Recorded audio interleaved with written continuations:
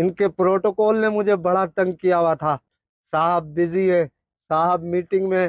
آج صاحب بالکل اکیلے ہیں اور کوئی پروٹوکول نہیں ہے. یہ کیا ہو گیا آپ کو؟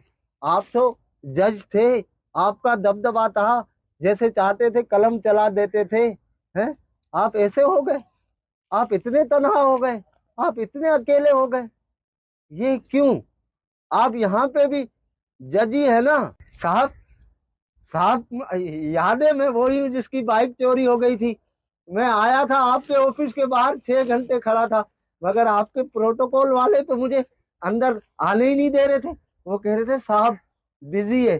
تو آپ یہاں پہ بھی ڈی ایس پی ہے کیا؟ اب آپ ڈی ایس پی نہیں ہے؟ اب آپ کے گارڈ مجھے روکیں گے تو نہیں؟ کوئی مجھے دھکے دے کے باہر تو نہیں نکالے گا؟ ہیں؟ میری بے عزتی تو نہیں ہوگی یہاں پہ؟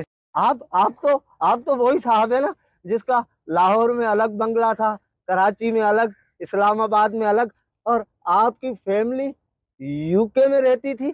مگر آج کل آپ اتنی چھوٹی جگہ میں رہ رہے ہیں تو لوگ کیا کہیں گے؟ آپ کی عزت پہ بات نہیں آئے گی؟ ہیں؟ آپ یہاں بھی تو بہت بڑے، آپ آپ آپ تو اتنے بڑے بلڈر تھے، آپ کا تو اتنا نام تھا. آپ تو ساری چیزیں بنا بنا کے لوگوں کو بیچتے تھے اور اس کے بعد اس کی ڈبل فائل نکل آتی تھی. تو کیا یہاں پہ بھی کوئی ڈبل فائل ہے؟ یہاں پہ بھی آپ بلڈر ہیں؟ ارے صاحب آپ تو ہر چیز برانڈڈ پہنتے تھے. ہیں؟ جوتے بھی برانڈڈ، بنیان بھی برانڈڈ، کپڑے بھی برانڈڈ ہیں. تو کیا یہاں پہ بھی ساری چیزیں برانڈڈ ہے؟ اچھا یہ بتائیں، یہ جو آپ نے یہاں لگوائے میں یہ کچھ پودے، کیا یہ بھی برانڈڈ ہے؟ ارے یہاں تو مجھے نہ ڈی ایس پی مل رہا ہے، نہ مجھے جج مل رہا ہے، نہ مجھے برانڈڈ والے مل رہے ہیں، نہ مجھے بلڈر مل رہے. ارے یہ حاجی صاحب، حاجی صاحب، حاجی صاحب کچھ بولیں تو صحیح. حاجی صاحب، حاجی صاحب آپ تو بہت بڑے تاجر تھے.